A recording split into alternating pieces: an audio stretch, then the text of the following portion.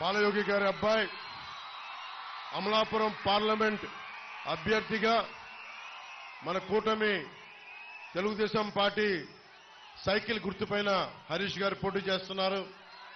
వారిని మాట్లాడవలసిందిగా కోరుకుంటున్నాను.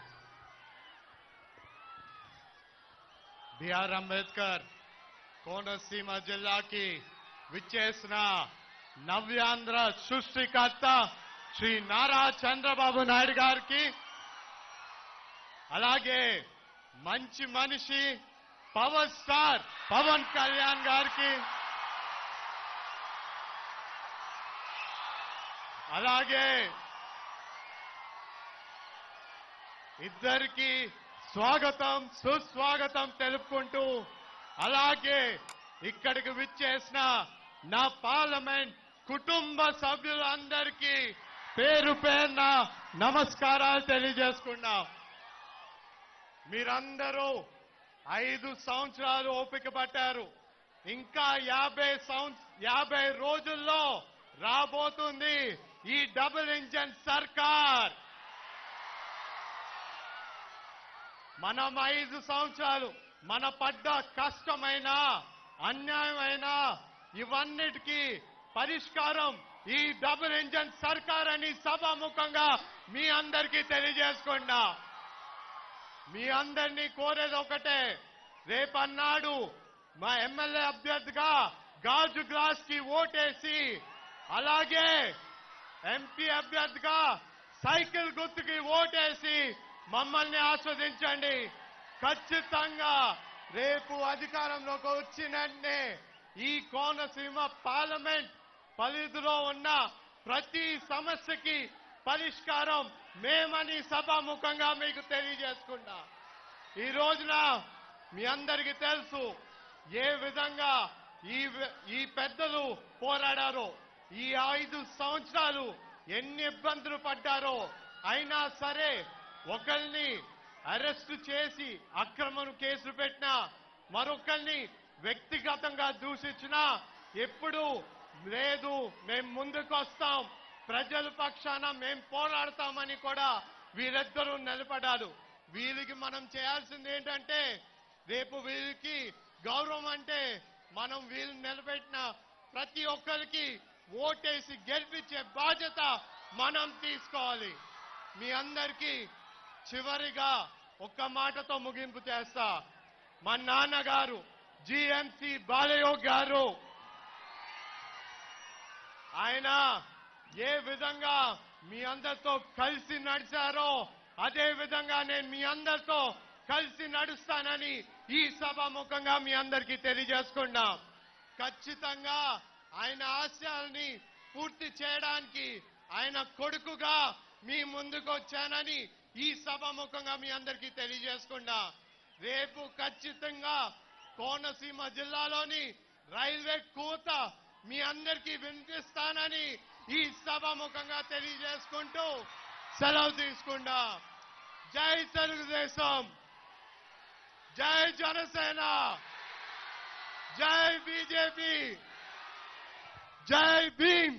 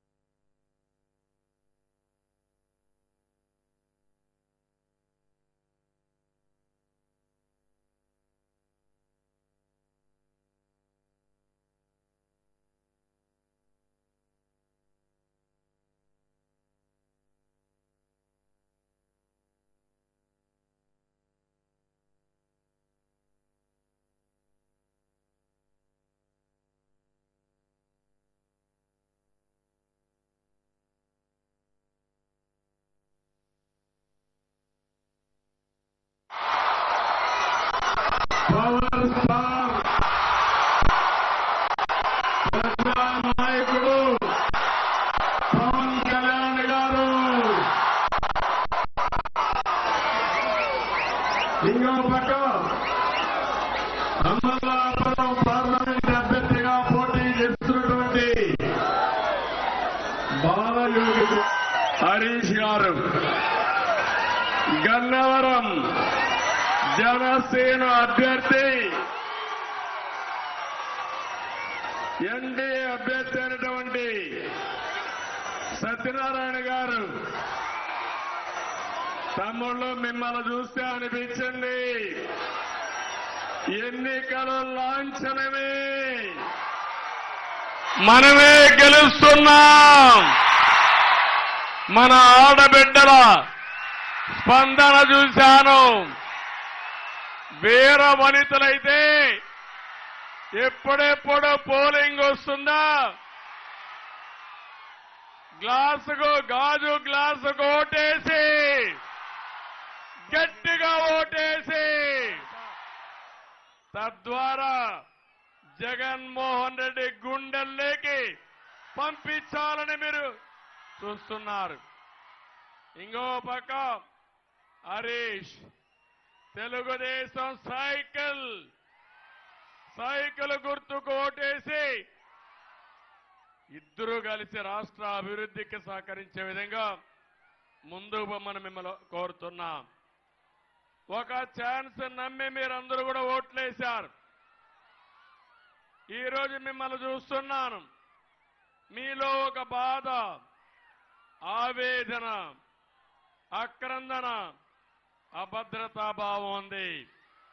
నేను పవన్ కళ్యాణ్ గారు ఇక్కడికి వచ్చింది మీకు ఒక భరోసా ఇవ్వడానికి వచ్చాం. మీ జీవితాల్లో వెలుగులు నింపాలని వచ్చాం. ఇది తప్పకుండా సాధిస్తామని చెప్పి నేను మీ అందరికీ విజ్ఞప్తి చేస్తున్నా. సిద్ధం అంటున్న వాళ్ళకి మర్చిపోలేని యుద్ధం ఇద్దామని మిత్రుడు పవన్ కళ్యాణ్ గారు చెప్పారు. దానికి మీరు సిద్ధమా తమ్ముళ్ళు, ఆడబిడ్డలను మిమ్మల్ని అడుగుతున్నా. ఈరోజే నాకు చిరకాల మిత్రుడు బాలయోగి గారు, కోనసీమకు వన్య తెచ్చిన వ్యక్తి బాలయోగి, అవునా కాదా అని మిమ్మల్ని అడుగుతున్నా.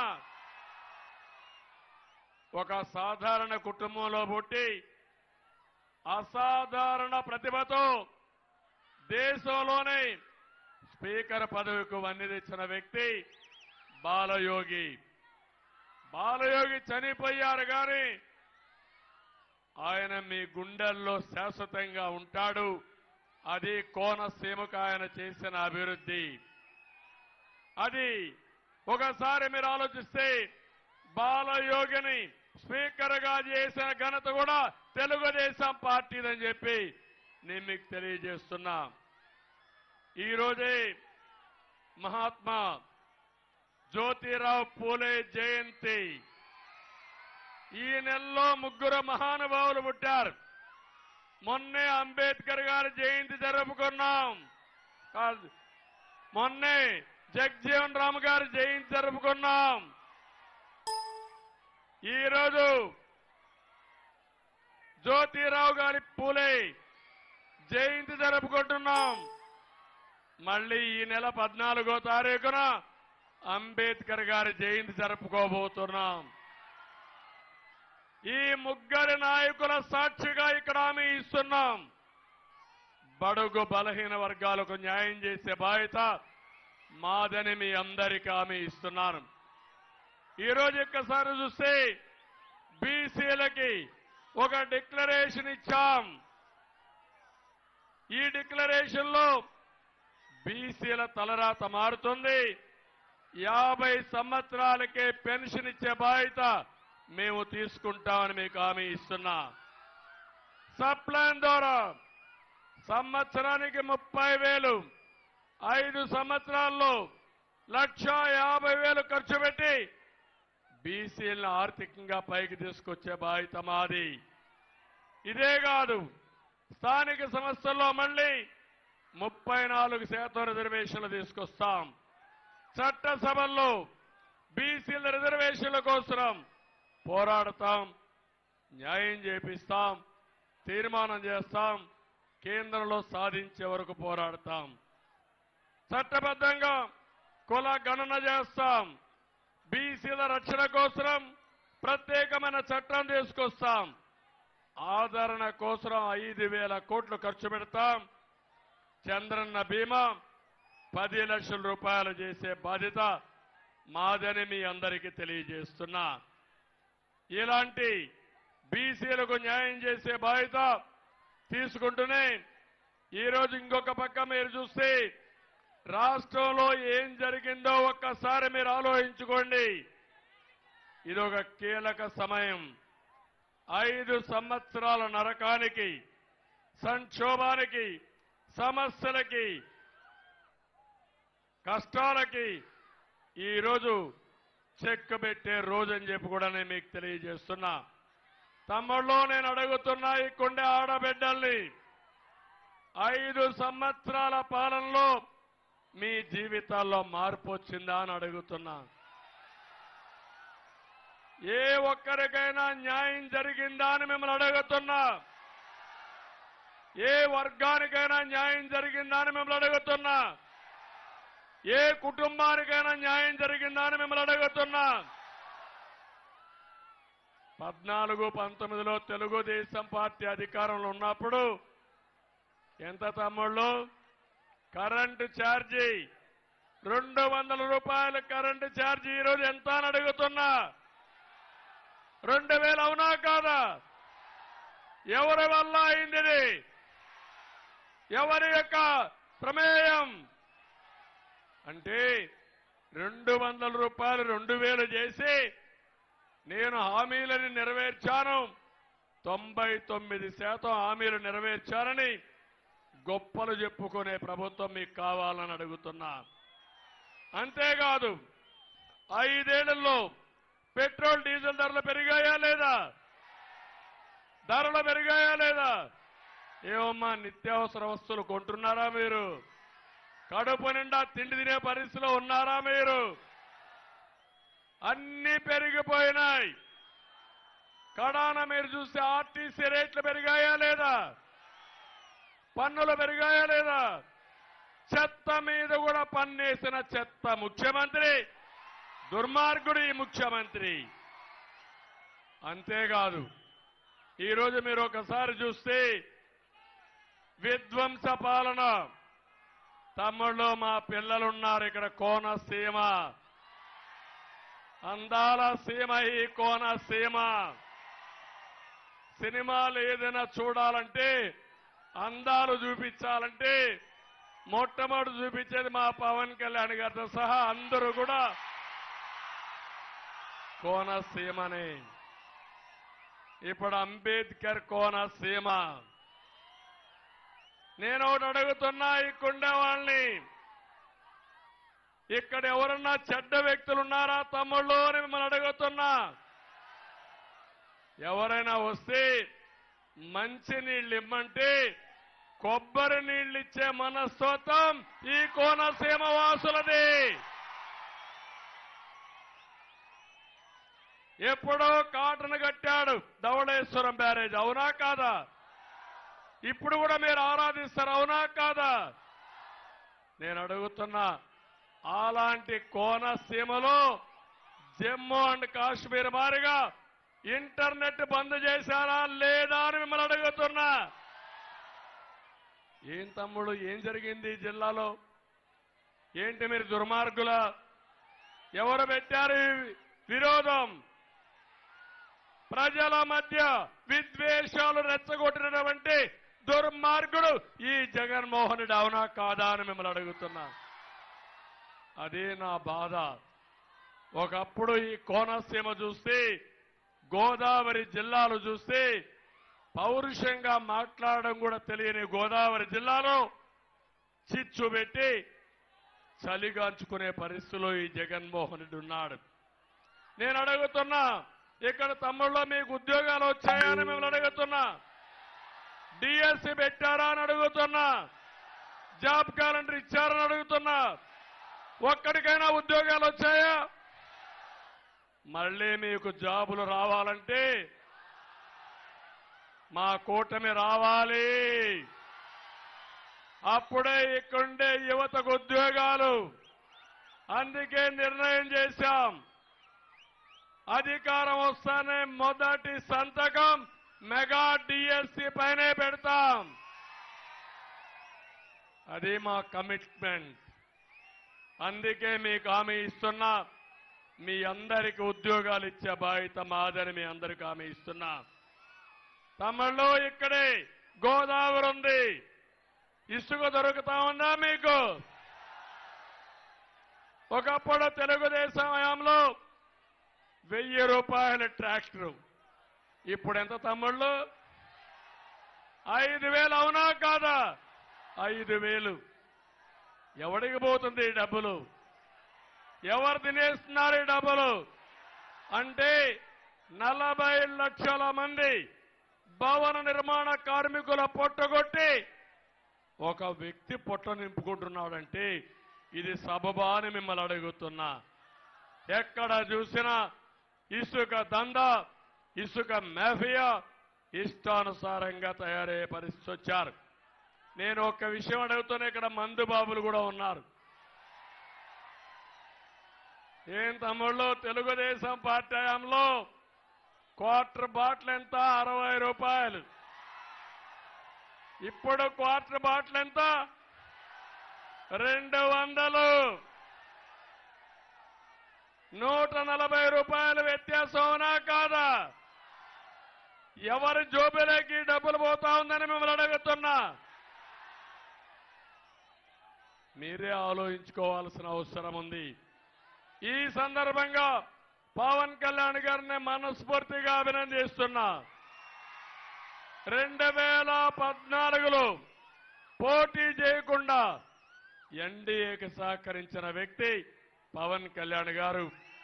అందుకే ఆ రోజు చూస్తే గోదావరి జిల్లాలో 1 సైడ్ ఎలక్షన్లు జరిగాయి. ఇప్పుడు ఇద్దరం కలిశాం. మూడవది నరేంద్ర మోడీ గారి నాయకత్వంలో ఉండే బీజేపీ, ముగ్గురం కలిసి వచ్చాం. ఇంకా తిరుగుంటుందా తమ్ముళ్ళు అని మిమ్మల్ని అడుగుతున్నా. నిలబడుకునే దమ్ము జగన్ కుందా అని మిమ్మల్ని అడుగుతున్నా. నిలబడతాడా అని మిమ్మల్ని అడుగుతున్నా. నిలబడనిస్తారా అని మిమ్మల్ని అడుగుతున్నా. అందుకే అందరూ మీరే కాదు, కడాన ప్రభుత్వ ఉద్యోగులు ఎవరైనా ఒక్క ఉద్యోగి బాగున్నాడా? ఇక్కడే పోలీసులు ఉన్నారు. పోలీసులు మీకు కూడా ఒక్క విషయం నేను చెప్తున్నా. జగన్ దెబ్బకు రాష్ట్రంలో మొత్తం భ్రష్టు పట్టించే పరిస్థితి వచ్చాడు. ఒక రంగం కాదు, అన్ని రంగాలు దెబ్బతిన్నాయి. ఒకప్పుడు ప్రభుత్వ ఉద్యోగం అంటే భద్రత గ్యారంటీ, ఇప్పుడు ప్రభుత్వ ఉద్యోగం అంటే అభద్రత, జీవితానికి గ్యారంటీ లేని పరిస్థితి. ఈ రోజే విశాఖపట్నంలో ఒక సంఘటన జరిగింది. ఎస్పీఎస్ కానిస్టేబుల్ గా ఉన్న శంకర్రావు, ఒక కానిస్టేబుల్, ఇతను తీవ్రమైన ఒత్తిళ్లతో, ఆర్థిక ఇబ్బందులతో తుపాకీ కాల్చుకొని చనిపోయే పరిస్థితికి వచ్చాడు. నేను ఇక్కడ పోలీసులందరూ ఉన్నారు, మిమ్మల్ని కూడా అడుగుతున్నా, మీకు ఇవ్వాల్సిన నిధులు ఇచ్చారా అని అడుగుతున్నా. ఇంకో పక్క మీరు చూస్తే సరెండర్ లీవులు పెండింగ్ పెట్టాడు, డిఏ పెండింగ్ పెట్టాడు, టీఏ పెండింగ్ పెట్టాడు, పీఆర్సీ రావాల్సిన డబ్బులు ఇవ్వడం లేదు.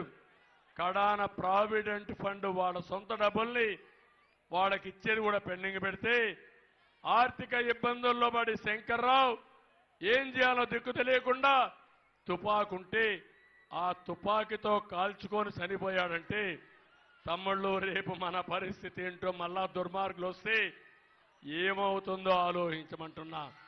నా ఆవేదన ఒకటే, మిమ్మల్ని అడుగుతున్నా, ఇక్కడుండే వాళ్ళందరినీ, గన్నవరంలో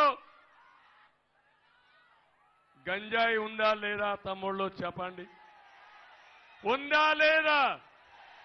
ఒక పక్క జే బ్రాండ్ మద్యం, ఇంకో పక్క ఆడబిడ్డలో మీరు గుర్తుపెట్టుకోవాలి గంజాయి, రెండోది డ్రగ్స్ అని పెట్టారు. ఏమైపోతుంది రాష్ట్రం? 14 ఏళ్లు ముఖ్యమంత్రిగా పనిచేశాను.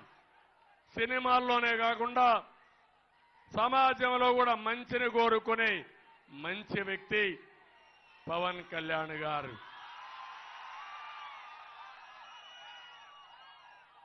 ఈ రాష్ట్రం తెలివైన ప్రజానీకం ఉండే రాష్ట్రం, వనరులుండే రాష్ట్రం, గోదావరి కృష్ణ పవిత్రమైన నదులుండే రాష్ట్రం, సుదీర్ఘ తీర ప్రాంతం ఉండే రాష్ట్రం, దేశానికి అన్నపూర్ణ గోదావరి డెల్టా, కృష్ణా డెల్టా.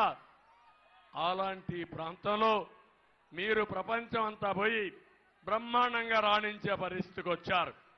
ఇక్కడ గంజాయి బారిన పడి మన యువత చెడుదారిన పడే పరిస్థితి వచ్చారంటే దీనికి కారణం ఈ ప్రభుత్వం అవునా కాదా అని మిమ్మల్ని అడుగుతున్నా. అందుకే మా ఆలోచన, మా బాధ మీకోసం ఆలోచిస్తున్నాం, రాష్ట్ర ప్రయోజనాల కోసం ఆలోచిస్తున్నాం. ఒక దుర్మార్గమైన ప్రభుత్వం నుంచి ప్రజల్ని కాపాడుకోవాలనే ఆలోచనతో ఈరోజు 3 పార్టీలు కలిసి వచ్చాం. 3 జెండాలు వేరు, కానీ మా అజెండా ఒకటి. అదే అజెండా సంక్షేమం, అభివృద్ధి, ప్రజాస్వామ్య పరిరక్షణ ధ్యేయంగా వచ్చాం. మళ్లీ రాష్ట్రాన్ని నిలబెట్టడానికి, ప్రజల్ని గెలిపించుకోవడానికి, మన పిల్లల భవిష్యత్తు ఉజ్వల భవిష్యత్తు ఉండడానికి మీ సహకారం కోసం వచ్చాం. సహకరిస్తామని, అభ్యర్థులను గెలిపిస్తామని గట్టిగా మీరందరూ కూడా సహకరించాల్సిందిగా నేను కోరుతున్నా. ఇక్కడ దళితులు ఉన్నారు. ఈ జిల్లా పేరే అంబేద్కర్ కోనసీమ జిల్లా. ఇక్కడ అభ్యర్థులున్నారు. ఒక అభ్యర్థి హరీష్ ఎంపీగా, ఇంకొక అభ్యర్థి సత్యనారాయణ ఎమ్మెల్యేగా. నేను అడుగుతున్నా, ఏ దళితుడికైనా న్యాయం జరిగిందా ఈ ప్రభుత్వాలను అడుగుతున్నా. మీరు చూడండి, 27 సంక్షేమ కార్యక్రమాల్ని రద్దు చేసిన ప్రభుత్వం ఈ ప్రభుత్వం. ఒకప్పుడు భూ పంపిణీ, భూమిని కొని దళితులకు ఇచ్చే కార్యక్రమాన్ని పూర్తిగా నిలుపుదల చేశారు. దళితులకు ఇచ్చిన 12,000 ఎకరాల భూమిని డీకేటీ పట్టా రద్దు చేసి వీళ్ళ ఇష్ట ప్రకారం వేరే వాళ్ళకి ఇచ్చుకున్నారు. ఇది దళిత ద్రోహి కాదా అని మీరే ఆలోచించుకోవాలి. దళిత పిల్లలు బెస్ట్ అవైలబుల్ స్కూల్స్ ఉంటే దాన్ని కూడా రద్దు చేశారు. కులాంతర వివాహాలకి పూర్తిగా రద్దు చేసి కులాంతర వివాహాల్ని ఎక్కడ చూసినా దెబ్బతీసే పరిస్థితికి వచ్చాడు. ఆ రోజు ఇన్నోవా కార్లు ఇచ్చాం. ఇన్నోవా కార్లు ఇచ్చి దళిత పిల్లల్ని పారిశ్రామికవేత్తలుగా చేయాలని పోతే అది తీసేశారు. విదేశ విద్యా విధానాన్ని తీసుకొచ్చాం. అంబేద్కర్ గారి పేరు పెట్టాం. అంబేద్కర్ గారి పేరు తీసి జగన్మోహన్ రెడ్డి పేరు పెట్టుకొని ఒక్కరికి కూడా విదేశ విద్య ఇవ్వకుండా దెబ్బతీసే పరిస్థితికి వచ్చాడు. ఇవే కాకుండా నేను ఒక్క విషయం మీరు గుర్తుపెట్టుకోండి, ఏ దళితుడు కూడా ఈ ప్రభుత్వం పైన నోరిప్పడానికి వీలు లేదు. ఎవరన్నా వినిపిస్తే దాడులు 1-2 కాదు, 6,000 పైన కేసులు పెట్టారు. 188 మందిని చంపేశారు. ఇక్కడే గోదావరి జిల్లాలో ఒక ఎమ్మెల్సీ డ్రైవర్ని చంపేసి డోర్ డెలివరీ చేశాడంటే తమ్ముళ్ళు మీరందరూ ఆలోచించాలి. మళ్లీ దుర్మార్గులు వస్తే దళితులను చంపి డోర్ డెలివరీ చేస్తారు. ప్రజలను చంపిన దిక్కు లేదని చెప్పి కూడా నేను మీకు తెలియజేస్తున్నా. నేను ఇక్కడే మాలా మాదిగా అందరికీ ఒకటి హామీ ఇస్తున్నా, సామాజిక న్యాయం చేస్తాం. ఈ జిల్లాలో మీరు ఒకసారి చూస్తే మేము కానీ పవన్ కళ్యాణ్ గారు కానీ 3 ఎమ్మెల్యేలు 1 ఎంపీ మాల సామాజిక వర్గానికి వచ్చారు. తప్పకుండా భవిష్యత్తులో ఒక మాదిగ సామాజిక వర్గానికి కూడా ఎమ్మెల్సీ ఇస్తాం. అదే కాదు, అందరికీ న్యాయం చేయడం, సామాజిక న్యాయం చేయడం మేము ఒక బాధ్యతగా తీసుకుంటామని చెప్పి కూడా నేను మీ అందరికీ తెలియజేస్తున్నా. ఇలాంటి కార్యక్రమాలు చేసినప్పుడు నేను ఇక్కడంతా కూడా అవినీతి జరిగింది, ఎన్నో ఇబ్బందులు వచ్చాయి. నేను ఒకటే మీ అందరికీ హామీ ఇచ్చేది, ఇక్కడ కాపుల్లో కూడా పేదరికం ఉంది. వారి కోసం సంవత్సరానికి 1000 కోట్ల రూపాయలు ఖర్చు పెట్టిన పార్టీ తెలుగుదేశం పార్టీ.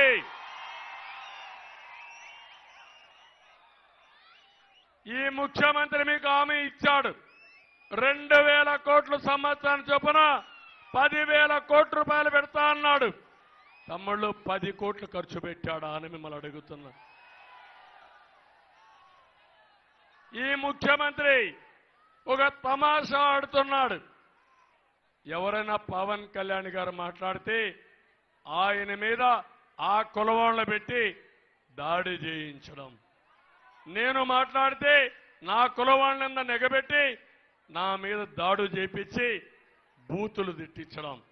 ఇది సాంప్రదాయం అవునా కాదా తమ్ముళ్ళు మీరే చెప్పండి. ఇది మంచిదాని మిమ్మల్ని అడుగుతున్నా. అందుకే ఒకటే చెప్తున్నా, మీరు కొట్టే దెబ్బ జగన్మోహన్ రెడ్డికి అదిరిపోవాలి.